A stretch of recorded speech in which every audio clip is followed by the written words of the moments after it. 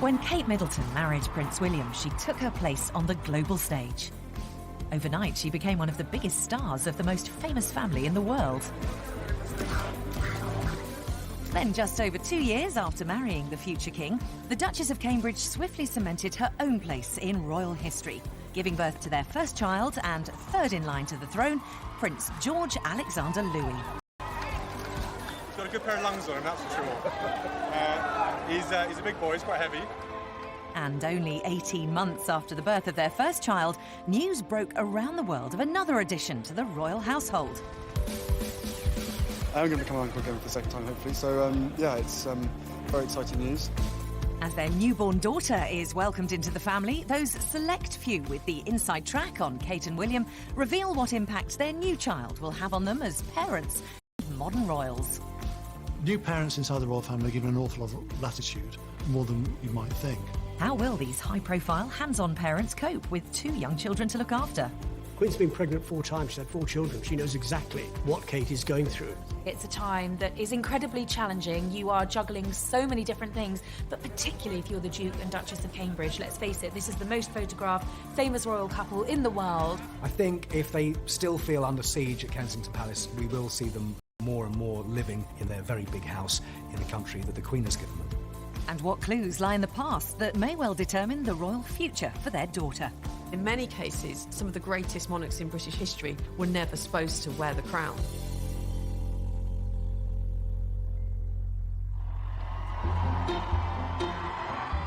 Since becoming the Duchess of Cambridge and mother to the future king, Kate Middleton's life has dramatically changed forever. She wasn't an aristocrat, she wasn't blue-blooded, she was a regular home counties girl, and look at her now.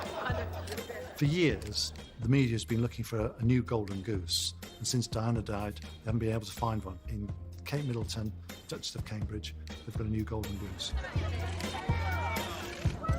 The royal family don't see themselves as celebrities. That's not how they class themselves. And it's very interesting at an A-list event in Hollywood where William and Kate were, when you see genuine A-list celebrities queuing up to speak to William and Kate. That's the level we're talking at here. I think no matter where you are in the world, A, you know who Kate is, and B, you've definitely Googled to find out where you can get your hands on that dress. She's hugely popular, both here in the United Kingdom, overseas in Australia and the States. She is a role model, she's a fashion icon, and I think that's very simply because she was an ordinary girl from Berkshire who happened... The intense spotlight of being a high-profile royal is relentless. From what designer she chose for her wedding gown, the historic event that was Prince George's birth, to her public royal duties and charitable endeavours, Kate has dealt with it all, seemingly with ease. She may be a swan, she may be paddling furiously underneath, but to the world, she seems imperturbable. A few days after Prince George's first birthday, William and Kate visited the Tower of London, with only a select few privy to the exciting news that baby number 2 was already on the way. And one of my sources said to me, watch this space, because they do want another child. It's not going to be far off. The rest of the world was let in on the news a few weeks later when Clarence House took to Twitter on September the 8th to announce that the Duke and Duchess of Cambridge were expecting their second child. The reaction to the news that Kate was pregnant again was, again, one of surprise, because it was a very early announcement. They didn't want to announce it that early, but they had to, because she had to cancel an engagement. The royals never cancel, so when they do, you know something's up. But with the return of the extreme form of morning sickness she endured while pregnant with Prince George, Kate wasn't able to fully enjoy the news. Acute morning sickness is called hyperemesis gravidarum. That's the medical terminology for it. Morning sickness is very, very common in the first 3 months of pregnancy, but a smaller group of women will have such severe morning sickness that they get dehydrated, they feel very unwell, and they are unable to go on with their day-to-day activities. Most mums think second time round they can relax a little bit, but obviously for Kate, having gone through all the severe morning sickness with Prince George and then going through it again with this second pregnancy while having the eyes of the world's press on her, it was probably just as high-octane and anxiety-inducing as it was the first time round. It was unusual in the palace announcing that she was pregnant and coinciding that announcement with such detail about her pregnancy that she was suffering from acute morning sickness. I suppose there was an option to say that she wasn't feeling very well, but I think they wanted to be completely open and transparent from the start. It came via social media, again another hint at just how modern the monarchy has become. This was an announcement that went viral on Twitter and went viral on Facebook, and it came in very quickly on all of our Blackberries, and we swung into action. In fact, such was the severity of her morning sickness that Kate reluctantly relinquished her royal duties. There were a handful of events that the Duchess had to miss. There were a few engagements with charities, which the Duchess was really very sad and very disappointed to have missed, but there was just no way that she was going to be able to go. This wasn't just a case of slight nausea. Some of the symptoms of acute morning sickness are throwing up, the vomiting, but there's also the constant nausea. And unfortunately, the vomiting takes them outside of their home environment. It was while I was here at school that I realised my love of sport. Sport has been a huge part of my life. But her love for sport and sporting causes had to take a back seat too, and that meant missing the opening of Prince Harry's Invictus Games in the summer of 2014. Yeah, in all seriousness, I hope my sister-in-law gets better soon. Last time I saw her, she was okay, feeling pretty poorly, but I think that's to be expected. Luckily, I'm not a woman, so I don't have to go through that. Yeah, it's a pretty horrible thing to have to go through. She's the person you want on the list when any sporting event's happening. For sports aid on the Olympic grounds when she went down 3 months after giving birth, there she was in these skinny J-brand jeans, a striped t-shirt and 6-inch wedge heels, and she was just giving it a go on the volleyball court and completely fit in. She will have been gutted to miss the Invictus Games. The royals don't cancel. They never cancel. It's the one thing you can guarantee. So for her to have to pull out of that event, she would have been really upset. In fact, so severe was Kate's morning sickness that she was forced to cancel a trip to Malta, with William taking place. And that trip was set to be her most important personal engagement since becoming the Duchess of Cambridge. It wasn't just any overseas trip, it was her first official solo engagement on behalf of the Queen, and she was, I was told by a royal source, devastated not to have been able to have gone. Queen's been pregnant 4 times. She's had 4 children. She knows exactly what Kate is going through. We shouldn't sort of decry her because she's been suffering so badly and she's had to miss engagements. I mean, the people who were expecting a visit from her are disappointed, yes, and that will be made up to them in the fullness of time. But they're no more disappointed than the Duchess not being able to fulfil a commitment. I mean, she would have wanted to get back to work, but William, her mum and dad, and the doctors will have said to Kate, "You are too tired, you're too exhausted, you're too ill, just rest at home." Although Prince William and indeed brother-in-law Harry stepped in to support Kate, she did return to her husband's side and her own royal duties in October 2014.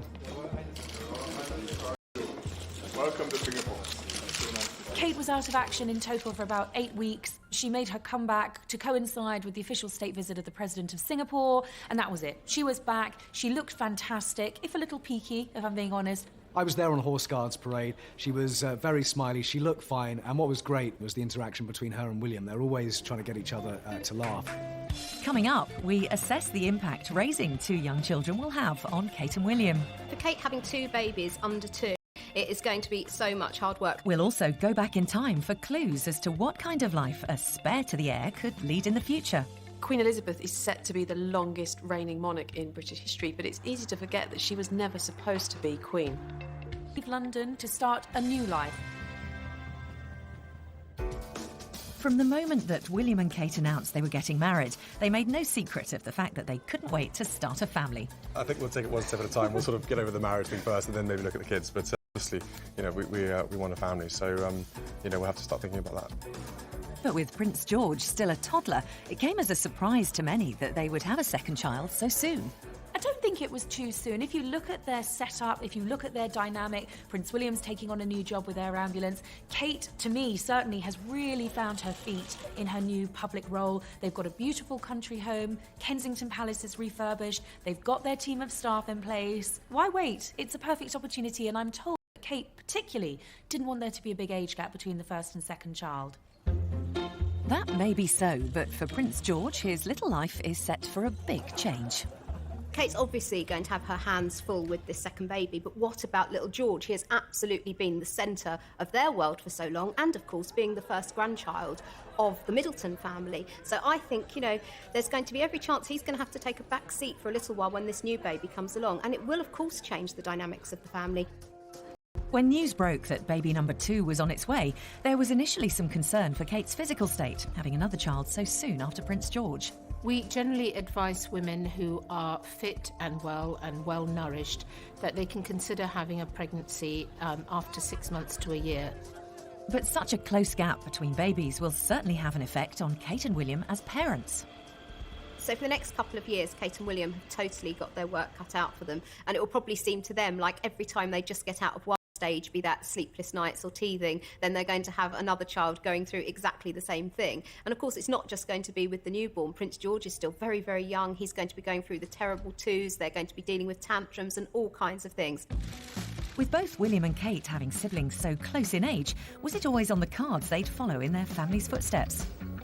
Well, I was told that Kate particularly wanted there to be a very small gap between George and his sibling. There's only a year between Kate and Pippa, and then another year between Pippa and James.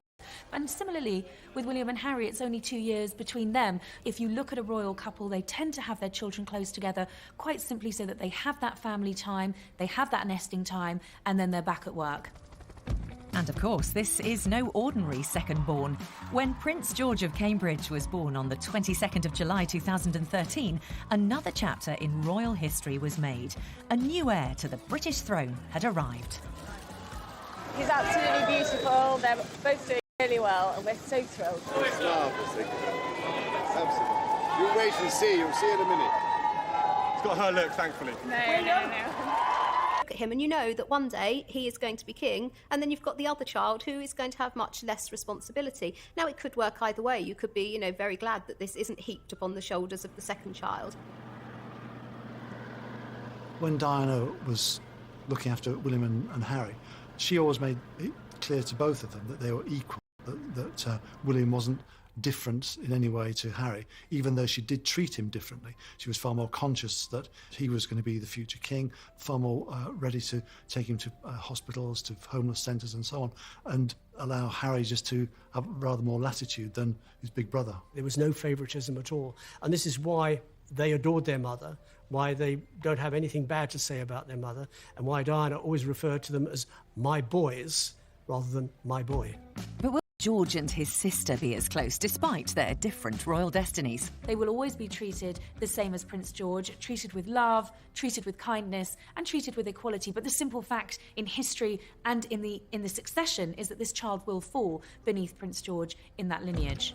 As a spare heir and fourth in line to the throne, Kate's daughter, Princess Charlotte of Cambridge, is not likely to ever be queen by birthright. But that hasn't always been the case.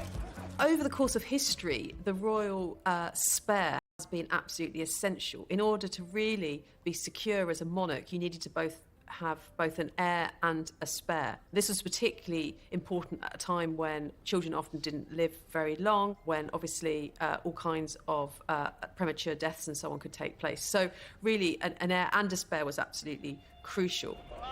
And history has also pointed to a cheekier and more mischievous set of royal second-borns. When you think about people like Prince Harry and Princess Margaret, that there has been a sort of fun-loving spirit that has characterised the royal spares in those cases. I think to some extent it's probably personality, but I think also the idea of having the kind of royal privileges in the sense of having money and access to the sort of social life and experience that those people have, but at the same time not having the responsibility of being a future monarch. I think it's very much genetic, quite frankly, that William is very Hanoverian, he's quite stolid, whereas Harry is very much a Spencer, devil-may-care, rather reckless, just like his mother. And William is far more dutiful, far more sensible, far more down-to-earth. Also, it is the way that brothers of that type interact. Research generally suggests that parents do approach things differently with baby number 2. They don't have that first-time mum or dad anxiety syndrome. They're generally much more laid back. They will leave the to cry for that little bit longer. They won't be so obsessed with changing a nappy every single hour off into a really false sense of security when they've already had one baby and then there's another one on the way. If they've had a really, really easy time first time round, they normally expect that number 2 will be the same. Now, obviously, we don't know the intricacies of Prince George's character, but if they have had a really good, easy time with him and if he's been a good sleeper, hasn't cried much, they'll probably be expecting the same with their second baby. And who knows, they could be in for a huge shock if number 2 has a completely different personality.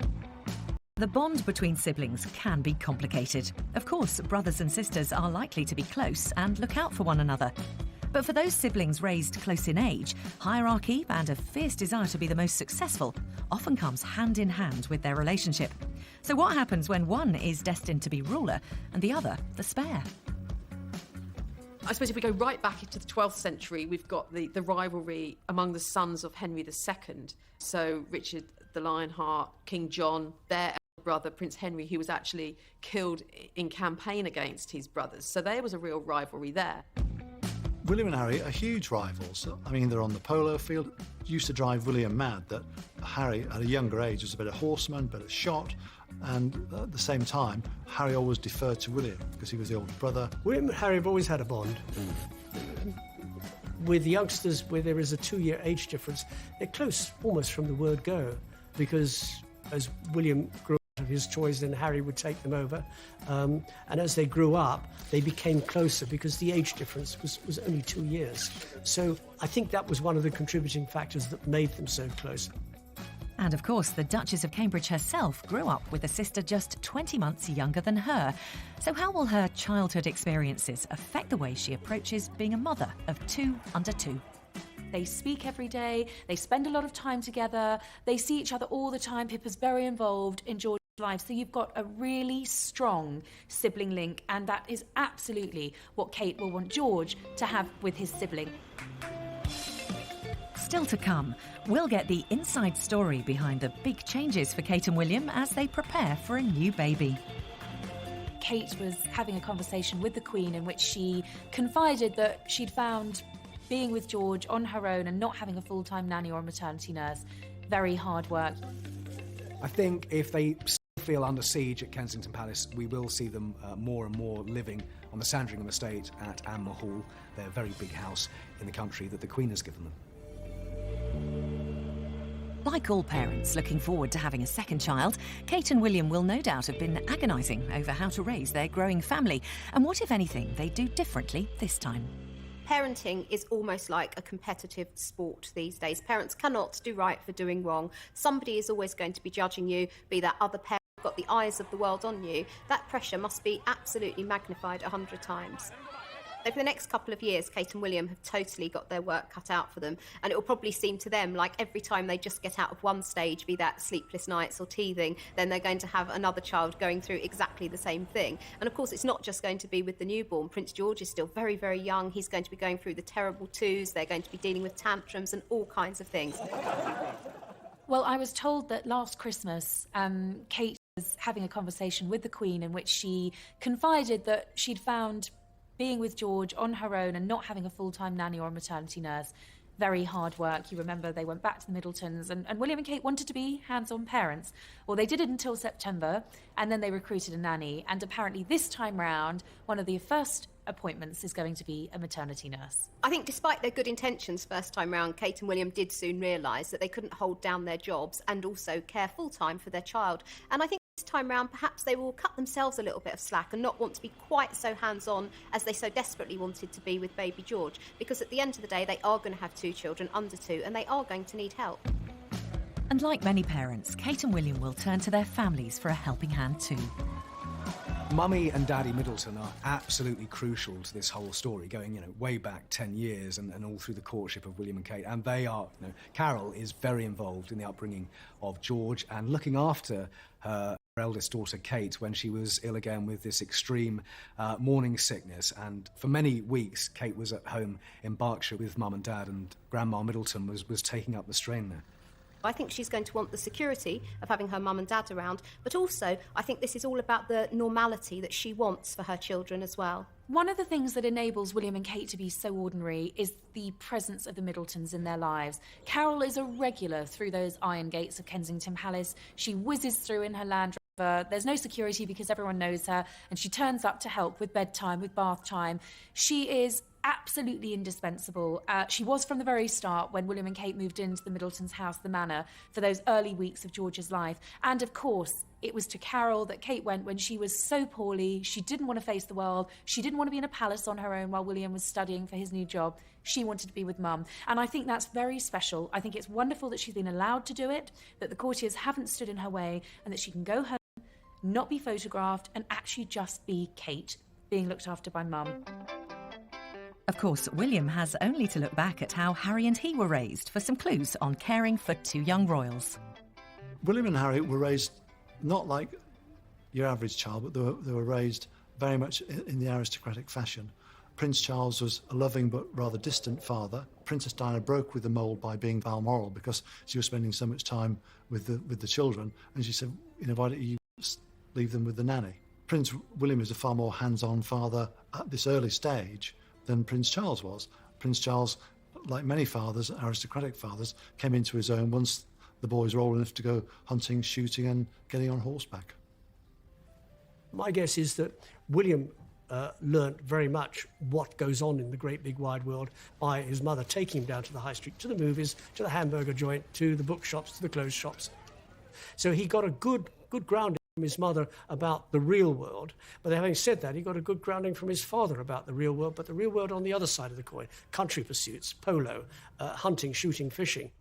Diana often talked about her craving to be normal. Well, frankly, she shouldn't have married the Prince of Wales. William and Kate aren't normal. They live in palaces. One of the things that William loves about Kate is that the Middletons are normal, and it's the closest taste that he's had of what other people have, an ordinary Sunday lunch, going to the pub, that sort of thing. But clearly, they're not normal. One day they are going to live in a very, very big house and be king and queen. And that quest for normality, to remain as grounded as possible despite their privileged royal status, has seen Kate and William consider a big move away from their London apartment in Kensington Palace. They will move back to their new house in Anmer Hall. So from now on and for the next couple of years, they will be a family of 4 and they'll be based in Norfolk. I think the move to Norfolk is really important because they do feel, it's a cliche, but they do feel Kensington Palace is this sort of gilded cage. Very, very gilded, but still, there's a limit to what they can do. I know that the one thing that Duke and Duchess really want is to be ordinary. They want to be normal. Behind the walls of Kensington Palace, however, is a team of staff. Their engagements are planned meticulously. Their outfits are planned meticulously. I mean, who else has a valet that lines out what you want to wear every morning? It's not a normal life. Living the extraordinary life that they do guarantees an extraordinary amount of attention, especially from the press. And like his mother, Princess Diana, William is determined to deal with the press coverage of his family on his terms. But despite the couple's best efforts, in October 2014, an incident involving a press photographer and baby George led to William and Kate publicly requesting that their son be left alone. The feeling about invasion of privacy is quite strong, and I believe in it. We don't have privacy laws in the United Kingdom. They have them in other parts of the world. I think when you have a baby being stalked at the age of 1, that is obscene. It's really indecent, and quite frankly, the baby and the nanny deserve a certain amount of privacy. There are those who say, well, if they don't like it, go and walk in the garden and should be seriously wrapped over the knuckles. The significant change that's happened in the royal family over the last few years has been the fact that Prince William has been far more ready to go to law than his father, Prince Charles. And the old adage, never complain, never explain, has now been jettisoned by Prince William. He's far more hands-on, he's far more prepared to come out fighting for his family and for his wife's privacy. They're not going to have intrusion. They're not going to have their child sort of having to stick behind a wall just because there are photographers out there who are greedy. Privacy is very difficult, especially when you go for walks in public parks, and that's part of the tension at the moment between the royal family and the media, particularly the foreign media, which is printing many more paparazzi shots than the British media is. So the move to Norfolk, the job with the air ambulance, the big house on the Sandringham estate that the Queen has gifted to them, Anmer Hall, that's all part of trying to be normal. As Kate and William seek to protect their family's privacy, away from prying eyes, the work of raising two young royals will begin in a time-honoured fashion. Back in history, the royal heir and the spare would have quite different potential programmes of education. And certainly really up until the Renaissance, up until the 16th century, really the royal heir was all about training for war, for military successes. And it was really in the 16th century, particularly in the works of the great humanist Erasmus, that the education of a Christian prince became to be seen as very important. First and foremost, we've got a knock-on-the-head change. The royal family don't change. They evolve. They've been evolving for 1,000 years. We've got 1,000 years of history of the British monarchy. You've got to think about how was William brought up, how was Harry brought up, how was Prince of Wales brought up. They'll be brought up in very much, not a controlled atmosphere. There'll be a certain amount of things that can be done and can't be done. If you go back to William, when he was old enough, he went to nursery school in London's Notting Hill Gate, Mrs. Minor's nursery school, after which he then went to Wetherby, which is a primary school in the same area in London's Notting Hill Gate. He then went to Ludgrove, a prep school, and then after that to Eton. So he had a formal education out in the great big wide world. But then his father had the same sort of thing. He didn't go to nursery school, but he went to primary school in London. He went to prep school out in the country at Cheam, and then he went to Gordonston. Quite frankly, I think that the model that they will be using will be the Middleton model, which is to say being raised in a very middle-class way, going to private schools and having a degree of latitude in the way that they live. Traditionally, royal siblings are treated differently. I always remember being told by a relative of the Queen that Prince William would be treated to tea at Clarence House with the Queen Mother because he was the heir. Same treatment all the time as William, so Harry got left out quite a lot of the time. The whole point about William and Harry's upbringing is that William was conscious that he was going to become king, and let's face it, his brother Harry was very keen to remind him of that. On one occasion, William said, "Oh, I want to be a policeman and look after Mummy." And Harry said, "No, you can't. You've got to be king." Both Prince William and Prince Harry have had very long, successful military careers. Again, they followed in royal footsteps. Charles, Andrew, the Duke of Edinburgh all had military careers, and it's likely that Prince George will too. But actually, if you look at William and Harry's military careers, they've been very different. Prince William, from an early stage, affiliated himself with the RAF. Prince Harry, being the spare, was able to actually get to the front line, and he went not once but twice to Afghanistan to fight for his Queen and his country. If the guys who are doing the same job as us are being shot at on the ground, then I don't think there's anything wrong with us being shot at as well. And yeah, people back home will have issues with that, but we're not special. The guys out there are, simple as that. The heir to the throne, when he's ever been in the military, whether it's the Duke of Windsor or whether it's Prince Charles, they've always been treated with kid gloves. William was genuinely angry that he wasn't allowed to serve in Afghanistan, and Harry, as the spare, was allowed to go.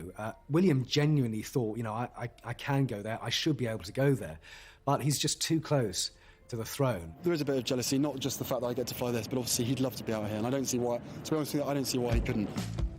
William's desire to lead a normal life does have its limitations, but for Harry, the birth of baby number 2 gives him even more freedom in how he lives his life. And of course, with that growing family, your prospects of becoming king reduced, don't they? Great. Harry genuinely is delighted that he's moving down the batting order. He can see what the pressure, the expectation, the waiting does to people. He's seen it with his father. He's seeing it now with William, who, you know, does have a heavier burden on his shoulders, destiny or history or whatever you want to call it. Harry doesn't have that. I think William's come to terms with it now, and he feels he can, you know, make his own space and do his own thing. Harry, of course, has got much more freedom to do that. But if history has shown us anything, it's that royal futures are never set in stone. In the past, if you think about Prince Arthur, the oldest son of Henry VII, he dies, and actually it's his brother, the much more charismatic Henry VIII, who succeeds him, and who, of course, isn't supposed to have been king again, but, of course, had a huge impact on history. I mean, is one of the most sort of infamous monarchs. Royal history isn't always set in stone. Things don't always work out how they're expected to. When Edward VIII abdicated, his brother found himself in an unprecedented and very unexpected position, and that position was quite simply he would be the next King of England. Both Elizabeths, Victoria, Henry VIII, none of them were meant to take the throne. They were all way down the line of succession, but then fate played its hand. Coming up, we look at who the big money winners are likely to be from the birth of baby number 2. In our case, she was placing the order pretty much like a regular customer, except the delivery address was Kensington Palace, which was quite exciting. In stores, we were getting calls from all over the world, even from like Spain, Japan, everywhere. And we'll get the inside track on the birth that kept everyone waiting. With William and her charismatic brother-in-law Harry by her side, Kate has been credited with helping to make the British royal family accessible and relevant again. So it's no surprise that since she became the Duchess Cambridge, the world has literally been buying into Kate Middleton. We all know that Kate loves the high street fashion brands, and one of them in particular is Reiss. And since we've seen her wearing so much Reiss, that's actually contributed to them opening across the US. I think we've seen it time and time again that Kate's fashion sells out in seconds. The blue and white wrap dress that she wore in Australia sold out in 8 minutes.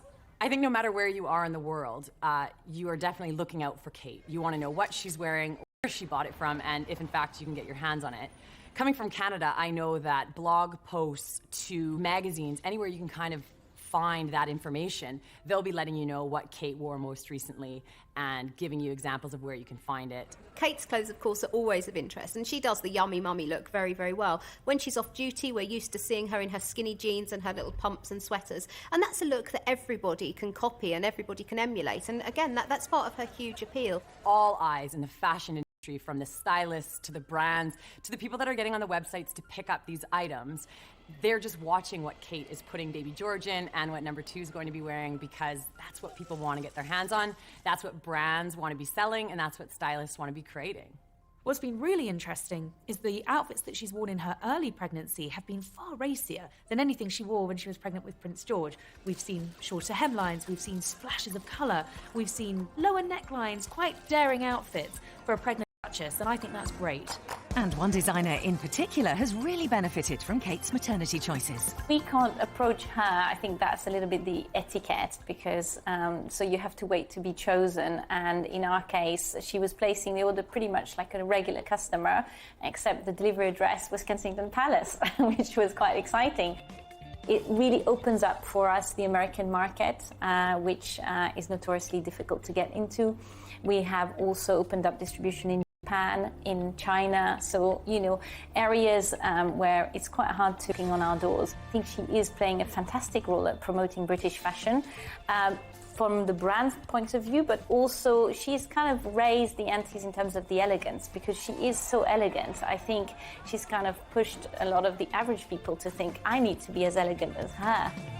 But it's not just Kate's clothes that are watched by royal fans across the globe. When Kate and William went to Australia and New Zealand on their first overseas trip together as a family, it was baby George who stole the show. That outing cemented their position as a trend-setting all-star family, with George's presence in particular giving baby fashion and retail brands a welcome boost in sales.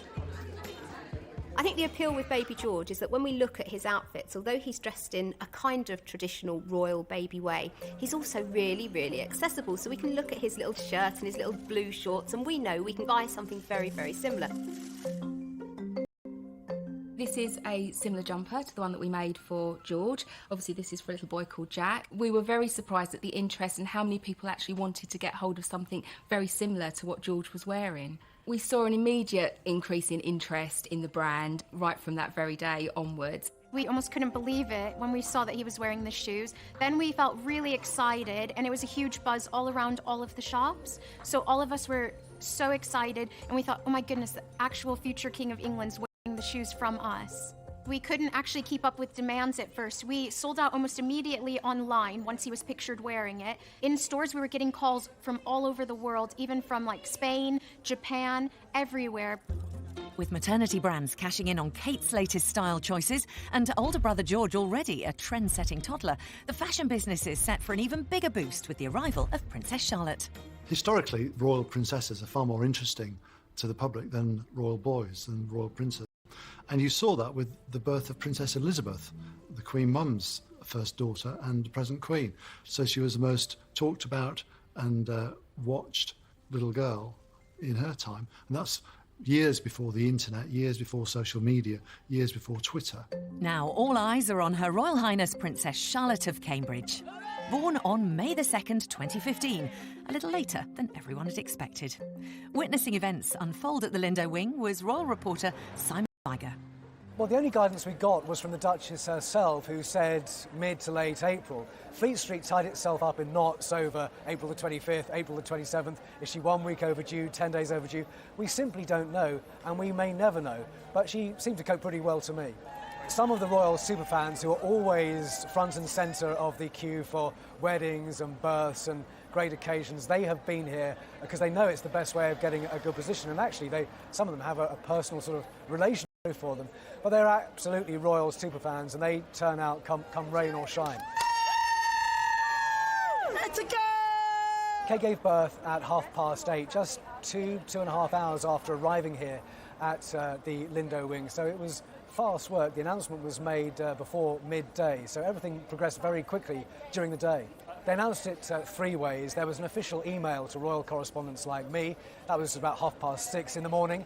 There was also the official tweets. They're very hot on social media. And then the ceremonial easel, the usual old way of announcing a princely or princessly birth at Buckingham Palace.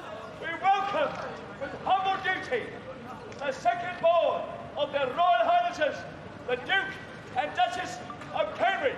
The only visitor to William and Kate and the new princess was George, who isn't yet 2 years old, but he stole everybody's hearts again. We haven't seen him for a long time, as his father went back to Kensington Palace and brought him back here to the Lindo wing. William wanted George to walk, but George didn't want to do that, so William picked him up. There are a couple of royal waves, a kiss from father, and then into the door behind me. It was a lovely moment. He looked smashing, and he stole quite a few hearts. But with the move to Anne Hall, will the Middletons play as big a role with Princess Charlotte as they did with Prince George? Carol Middleton absolutely front and centre on this one. She's helped Kate with George a great deal. She's helped decorate and renovate Anne Hall, where they're going to be living in Norfolk for much of the time. So Granny Middleton is very important in all of this. Kate's daughter will undoubtedly have more freedom than her brother Prince George, but as a spare heir, she will still have an important role to play. The job of the royal child with an elder brother or sister is to be supportive. So the Prince of Wales, later the Duke of Windsor, was always supported by his sister and his 3 brothers. Elizabeth, now the Queen, was always supported by Princess Margaret. So there is a kind of unwritten code inside the royal family that your job as a sibling is to help share the burden of monarchy. So how will Kate and William's thoroughly modern style of parenting help to push the boundaries of what it means to be a family unit in a royal household? I think how Princess Diana brought up her boys has quite obviously had a huge long-term effect on Prince William. And I think that probably has really geared William up to do very much the same sort of thing. We probably won't ever hear about it. We will hopefully never see the pictures of this private family time. But I'm quite certain that Prince William will be doing all those sorts of things totally under the radar, just like his mum did, to ensure that his children have a relatively normal upbringing, a normal childhood. What are we going to see of the younger royals in the next few years? Well, we'll see more of William and Kate and Harry as they take on more official royal duties. I don't think necessarily we're going to see more of Prince George and Kate, that he will protect his children. And I don't think we'll see that much of the royal children. And so William and Kate and their children we can look at as this kind of great showbiz couple with something a bit special. But in time, I think it's going to be interesting how it's going to play out. And if they're going to become ultimately king and queen, it's going to be a very different kind of monarchy than it is now. We see a new chapter beginning for the Cambridges, an exciting chapter, a new family chapter, and I think they're probably going to be incredibly happy. In the last 5 years, Kate has gone from being a single young woman to the wife of the future king and mother of 2 royal heirs to the throne. With Kate, very quickly, once she moved into the royal family and she established her own style and her own personality, comparisons with Diana fell away. You've got to stand back and admire her for what she's achieved without any fuss, without any tantrums, without any breakdowns. It has been a whirlwind for Kate, but she has taken on more and more, and she can do it. She's a natural at doing it. And although Princess Charlotte is not likely ever to have as important a royal role as older brother Prince George, she will mean the world to Kate, whose own role as mum and royal matriarch will be crucial in helping to redefine the British monarchy in the 21st century, cementing their place as the world's most famous of families.